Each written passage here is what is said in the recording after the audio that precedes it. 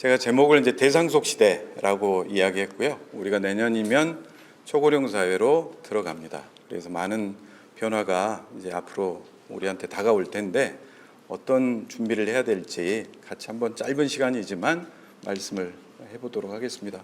제가 속한 로펌은 왜 신탁 이야기를 제가 와서 하느냐 이렇게 생각할 수도 있는데, 제가 속한 이제 가오는 텍스를 전문적으로 하고 있습니다. 개인의 상속, 증여, 그다음에 기업의 승계 관련된 다양한 이야기들을 하고 있고요. 저 같은 경우는 여러분들에게 이제 신탁 이야기를 할 수 있었던 이런 귀한 자리에 오게 된 이유는, 제가 이제 하나은행에 이제 30년 동안 근무하면서 가장 먼저 금융권에서 유언대용 신탁을 통한 상속 설계를 보급화해서 한 6만 분 정도의 고객을 모셔서 다양한 사례를 접했기 때문에 오늘 이제 이 자리에서 같이 뵙게 된 것 같고요.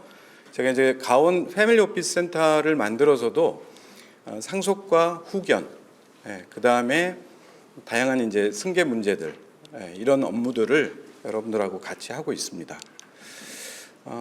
여러 가지 이제 유튜브 영상들이 있기 때문에 오늘 이후에도 이제 한번 참조를 해보시면 좋을 것 같고요. 좀 부족하지만 제가 이제 신탁 상속과 신탁의 시대가 온다라는 이제 사례집, 신탁법에 대한 이야기가 아니고요. 어떻게 우리 생활 속에서 활용되고 있는지를 사례로 좀 해놨기 때문에 한번 참조하시면 좋을 것 같습니다. 자, 상속에 대한 고민들을 이제 깊어지고 있습니다. 그런데 우리가 기존에 알고 있던 증여, 그 다음에 유언장, 이 방법으로는 우리 가정 내에서 벌어질 수 있는 모든 문제를 풀어나가기가 참 애로사항이 있습니다. 여러 가지 심리적인 것도 있고 가정의 구조가 많이 변화가 일어나고 있죠. 이럴 때 상속의 새로운 방법으로 신탁이 어떻게 활용이 될 수 있을지 보겠습니다.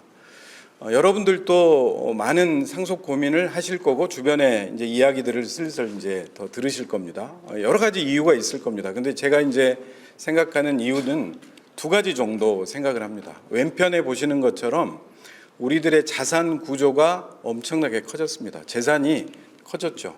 이제는 집 한 채만 있어도 상속세를 고민을 해야 되고, 부모님이 돌아가시면 상속세 납부 때문에 여러 명의 자녀들이 어떻게 세금을 낼 건지 이런 고민을 할 때가 됐습니다. 그리고 또 하나는 이제 초고령 사회를 앞두고 이제 고령자분들이 늘어나면서 고령자분들이 결국 치매 혹은 경도인지 장애에 접어들면서 보유하고 있는 예금들이 예금 중단이 됩니다. 그러니까 일본 같은 경우도 치매 인구가 엄청나게 이제 많아졌고, 그분들이 은행에 와셔서 비밀번호를 만약에 실수를 해버리면 그 자금이 후견인으로 지정되기 전까지는 자금을 인출할 수 없는 이런 이제 묶임 현상들이, 락이 걸리는 현상들이 지금 우리나라에서도 나타나기 시작합니다. 그래서 일본 같은 경우는 결국에 그 60세 이상의 예금주들이 가지고 있는 이 묶임 예금이 200조 엔에 달한다, 이렇게 생각을 하고 있습니다. 그 통계 자료들이 우리도 지금 추정을 하고 있기 때문에 결국 고령자들의 예금도 이렇게 묶이고, 어떻게 이제 자녀들은 이 돈을 잘 활용하고 노후를 보낼 것인가, 이 고민이 이제 닥치고 있는 거죠. 이러다 보니까 이제 상속 분쟁, 유류분에 대한 이야기들도 계속 증가를 하고 있습니다. 보시는 것처럼 3배, 4배 계속해서 늘고 있고요. 일본 같은 경우도 큰 돈이 아니라 일본의 통계 자료를 보면 상속 분쟁의 약 76%가 5천만 엔, 그러니까 우리나라 돈으로 5억의 미만의 재산을 가지고도 상속 분쟁이 일어나고 있는 게 현실입니다. 1,000만 원 가지고도 싸울 수 있는 게 형제의 상속 분쟁이기 때문에 이제는 현명한 플랜을 준비해야 된다, 이렇게 생각을 해봅니다. 자, 여러 가지 준비 방법이 있겠지만 제가 이제 신탁이라는 방법을 좀 소개를 해드리면, 신탁이 도대체 뭐냐, 신탁의 역사를 조금 보시면 금방 이해하실 수 있습니다.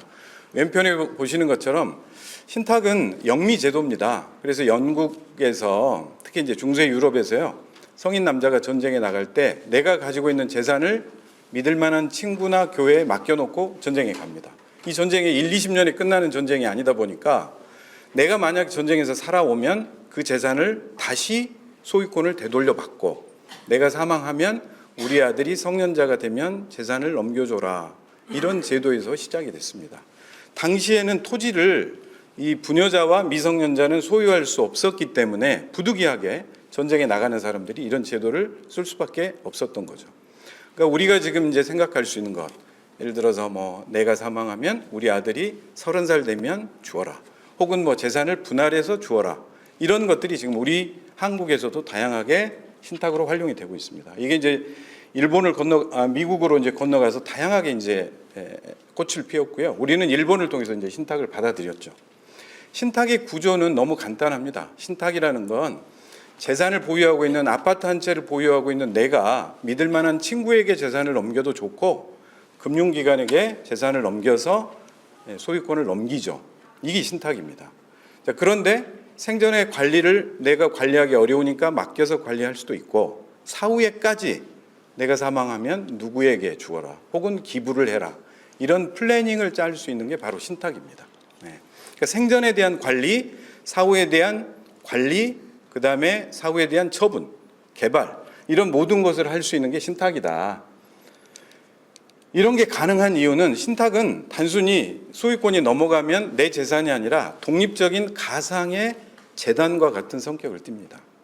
그래서 개인의 재산, 기업의 재산도 다양하게 플래닝을 할 수가 있습니다. 자, 그런데 이제 우리 현실로 오면 도대체 유언장과 무슨 차이가 있어서 신탁이 이렇게 활용이 되는 거냐, 이럴 수 있습니다. 자, 여러분들 만약에 이제 가족의 상속 플랜을 짜서요, 여러분들 부모님의 문제를 유언 공증으로 하셨습니다. 그러면 그 유언 공증받은 서류를 가지고 나중에 금융기관을 찾아가면 당연히 그 예금을 집행을 해줘야 되는데, 우리 현실상 예금 지급이 안 되고 있습니다. 물론 이 유언장을 부인하는 거냐? 그렇진 않습니다. 자, 유언장이라는 것은 현실 속에서 마지막에 작성된 유언장이 법적 효력이 있는데, 금융기관에서는 그 사실을 알지 못하는 거죠. 이게 이제 법적인 어떤 미비점입니다. 그래서 일본에서도 유언장을 지방자치단체가 보호해주자, 보관하자라는 이제 어떤 움직임이 일어나고 있고, 우리도 그런 노력을 하고 있는데요. 여하튼 현실에서는 금융기관에서 그런 체크를 할 수가 없죠. 그러다 보니까 어떻게 요구를 하냐? 유언 공증을 1년 전에, 6개월 전에 받았음에도 불구하고 오히려 상속인에게 요구를 합니다. 당신의 유언장이 진실이라면 다른 모든 상속인들의 동의를 받아오세요. 이렇게 요구를 합니다. 이렇게 되면 가족 간의 거리가 멀거나 해외에 있거나 사이가 안 좋은 사람들끼리 전부 다 모여서 상속 집행을 하는 거예요. 그래서 이제 금융기관 현장에서는 상속 집행 한 건을 하는데 3시간, 4시간 걸립니다. 그리고 뭐 뜨거운 분위기 속에서 아주 견제하는 분위기로 진행이 되는 게 우리의 현실이에요. 자, 그런데 일본에서도 똑같습니다. 제도가, 이런 일본이 신탁 제도가 발달이 된 이유는 바로 이러한 어떤 집행의 한계 때문에, 신탁을 해놓으면 수탁자라고 하는 금융기관이 바로 집행자가 되기 때문에, 예를 들어서 3명의 자녀가 있다. 한 사람은 한국, 한 사람은 일본, 한 사람은 지방에 있다. 그런다 하더라도 사망과 관련된 서류를 제출하면 각각 따로 와서 그들에게 배당된 금액을 지급하면 상속 집행이 끝납니다. 그러니까 해외에 있는 사람들끼리 모일 필요도 없고, 우리 해외에 있는 사람이 국내 귀국해서 락이 걸리는 동안 풀려야 될 이유도 없는 거죠. 그래서 어떤 부모님들 보면 5천만 원은 꼭 내가 죽으면 장지자금으로, 장례비로 써라, 이렇게 하지만 그 5천만 원조차도 묶이는 경우가 생기는 겁니다. 그래서 신탁을 해놓으면 그 돈이 수탁자에 의해서 객관적인 집행이 일어날 수 있다. 이게 이제 최대의 집행의 장점입니다. 초고령 사회가 되면 아까 말씀드린 대로 자금이 묶이는 현상들을, 자금이 흘러갈 수 있는 모티브, 이런 것들을 이제 줄 수가 있는 거죠. 사례를 좀 들어보겠습니다. 우리 이제 제가 이제 실제 만났던 고객들이라 90이 넘으신 분인데, 여러분들 주변에서도 보시면 자녀분들 중에 먼저 사망하신 분이 계십니다. 자, 그런데 이제 며느님이 배우자가, 이제 사실혼 배우자가 생긴 거예요. 이제 자, 그러면 김고민님이 돌아가실 때 어떤 상속 관계가 발생이 되냐면, 우리가 잘못 알면 사망한 아들은 사망해버렸기 때문에 그 배우자와 며느리와 손자, 손녀는 상속이 없을 거다, 이렇게 생각을 하는데, 그렇지 않고 대습 상속 권리가 그대로 있습니다. 자, 그런데 며느리가 이제 재혼을 하고 있지 않는 거예요.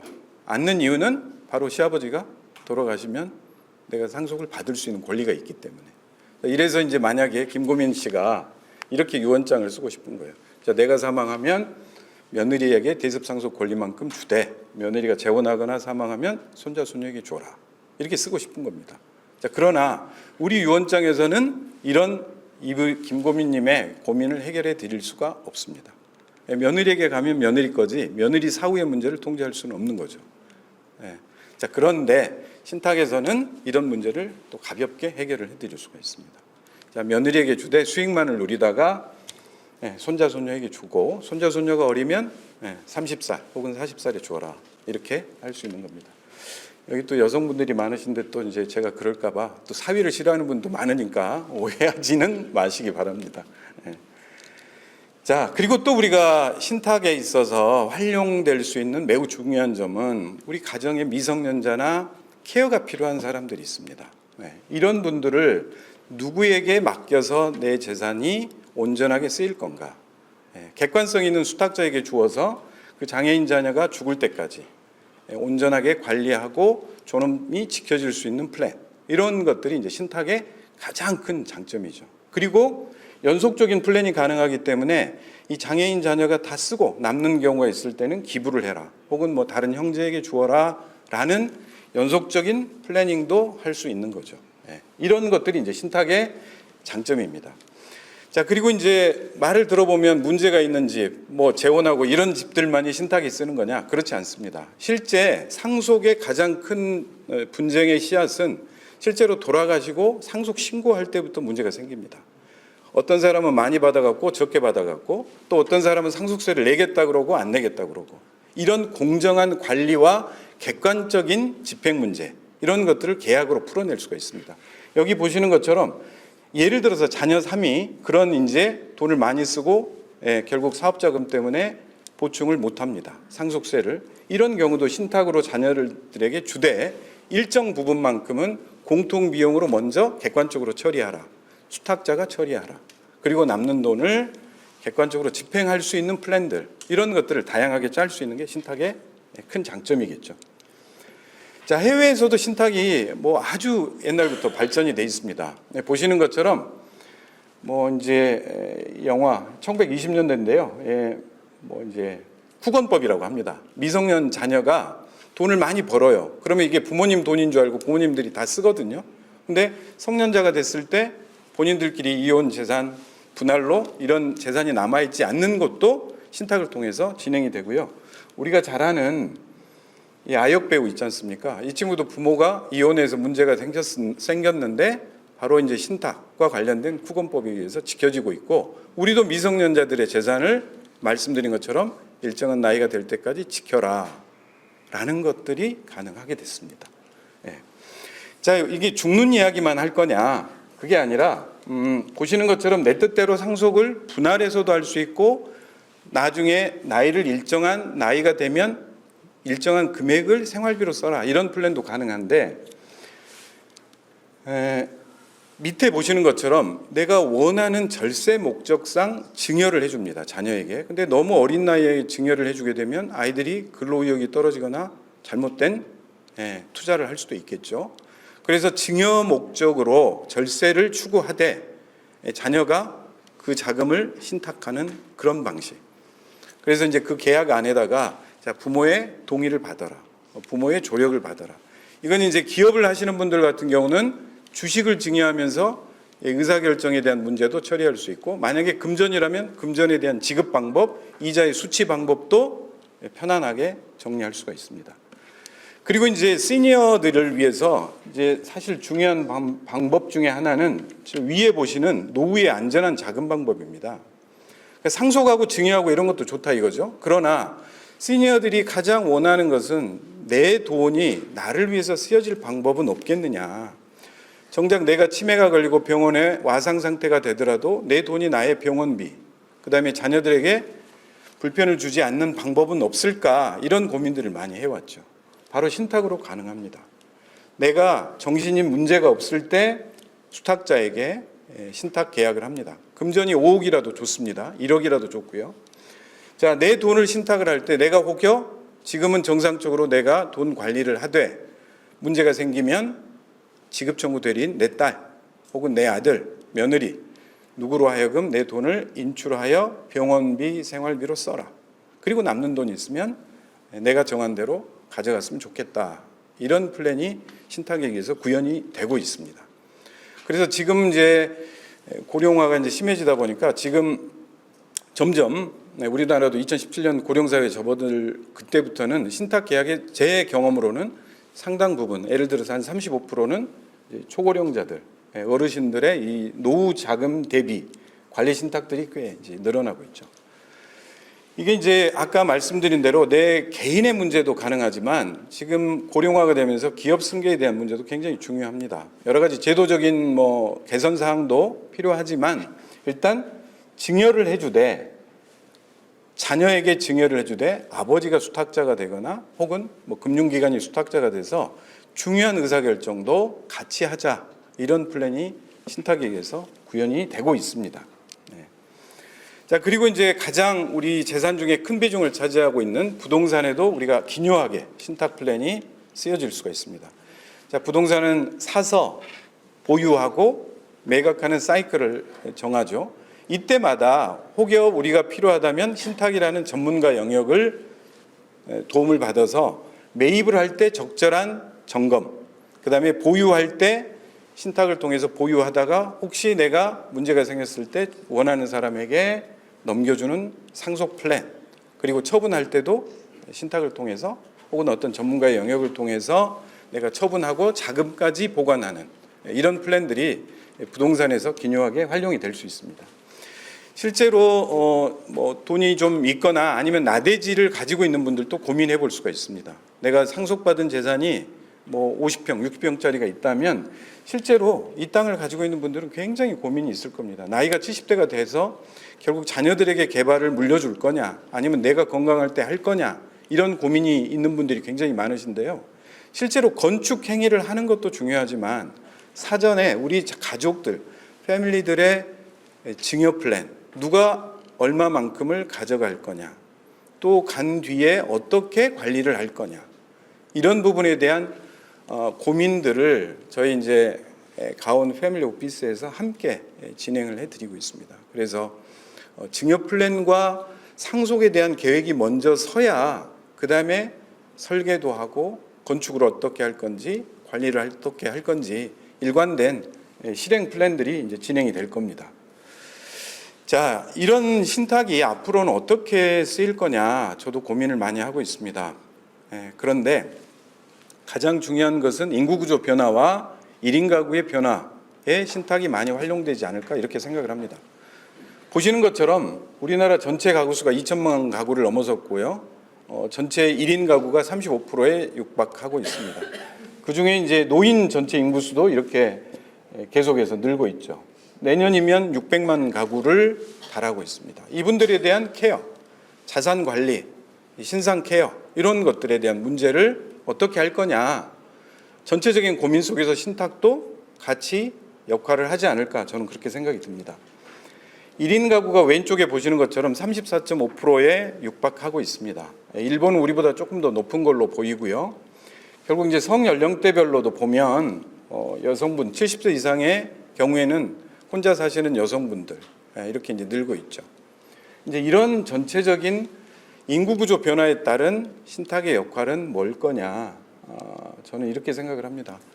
자, 1인 가구 같은 경우는 상속의 문제를 생각을 할 때 최근에도 헌법재판소에서 유류분에 대한 문제 여러분들 기사 보셨겠지만 1인 가구의 상속은 아무런 조치를 해놓지 않으면 법정 상속 순위가 직계비속과 배우자, 2순위가 직계존속과 배우자, 3순위가 형제자매입니다. 그리고 4순위가 사촌 이내의 반계혈족인데 최근에 아무런 조치를 해놓지 않으면 유류분 제도는 물론 위헌이다라고 했지만 아무런 조치를 해놓지 않으면 상속은 여전히 형제자매, 그리고 형제자매에 사망한다면 그 대습 상속인들, 조카들이 상속을 받게 됩니다. 그래서 이제 그 위헌 판결을 보고 하나 오해하시는 게 유류분 제도가 다 없어진 거 아니냐, 아니면 형제들의 상속 권리조차도 없어진 거 아니냐 이렇게 생각하시는 분들이 있거든요. 그게 아니라 상속 권리는 여전히 형제자매도 있습니다. 그렇다면 1인 가구의 경우에 고령자, 특히 고령자분들 같은 경우는 내 재산이 내가 원하는 대로 쓰여지도록 사용되도록 한다면 유언장을 쓰시거나 아니면 신탁제도를 활용해서 내 뜻을 분명히 밝혀두는 게 좋겠다, 이렇게 권유를 드려봅니다.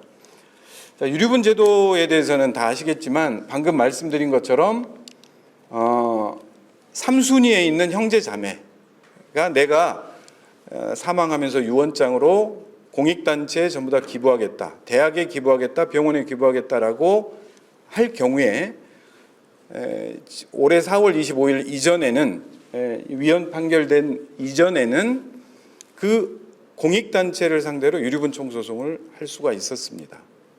근데 이제부터는 내가 누구에게 주든, 기부를 하든, 내가 원하는 조카에게 주든, 뭐 어떤 사람에게 어떤 형태로 상속을 하더라도 거기에 대해서 시비 걸 수 없는 그런 상황이 된 거죠. 그래서 좀 더 적극적인 자신의 유지를 남겨놓는 게 굉장히 의미 있겠다, 이렇게 생각합니다. 자, 그리고 또 1인 가구가 알아야 될 문제는 성년 후견 제도입니다. 자, 보시는 것처럼 질병장애, 노령 그 밖의 사유로 인한 정신적 제약입니다. 내가 만약에 치매나 다양한 질병으로 인해서 정신적 판단이 안 될 때에는 우리가 국가에서 정해놓은 제도, 성년 후견 제도를 활용할 수 있죠. 우리가 알고 있는 게 이제 신격호 회장님의 케이스로 많이 후견 제도가 알려졌는데요. 이 성년 후견 제도를 통해서 나의 재산 관리, 그다음에 내가 어디에서 병원에 치료를 받아야 될지, 어디서 살아야 될지를 정해놓는 그런 지혜도 필요할 것 같습니다. 제가 참고로 후견 제도를 좀 설명을 드리면요. 성년 후견, 한정 후견, 특정 후견은 내가 아무런 후견인을 지정해 놓지 않고 치매 상태가 되면 주변 사람들 청구에 의해서 후견인을 지정해 달라라고 가정법원에 청구하면 가정법원에서 정해 주는 제도입니다. 그러니까 치매 상태가 심하다 그러면 성년 후견인, 좀 덜하다 그러면 성년 후견인, 뭐 이렇게 이제 나뉘어지는데요. 제가 말씀드리고자 하는 것은 임의 후견 제도입니다.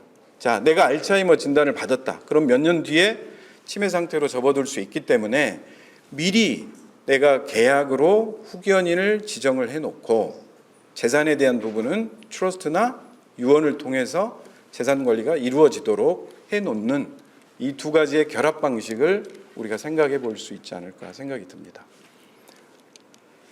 자, 1인 가구에 대한 여러 가지 플랜들이 뚝뚝 띄어서 보면 우리 사회에 서비스들이 많이 있습니다. 보시는 것처럼 방금 후견인을 통해서 내 자산을 관리하고 신상을 케어받는 이런 제도도 있죠. 그리고 이것과 별도로 우리가 사망하게 되면 장례를 치러야 되고 장지를 차지해야 되죠. 그리고 노후가 되면 병원의 조력을 받아야 되고 지원을 받아야 되는 여러 가지 서비스들이 흩어져 있습니다.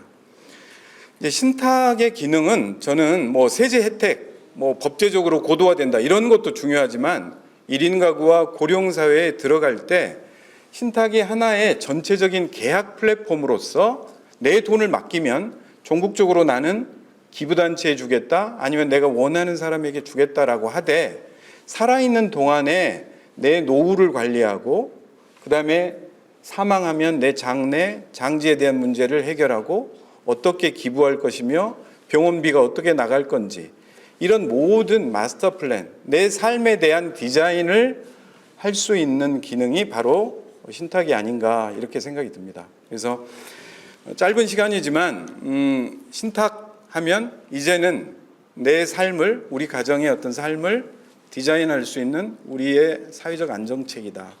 그런 플랫폼이다. 이렇게 말씀을 드리고 또 다음 좋은 기회에서 자리에서 뵙도록 하겠습니다. 고맙습니다. 네, 감사합니다.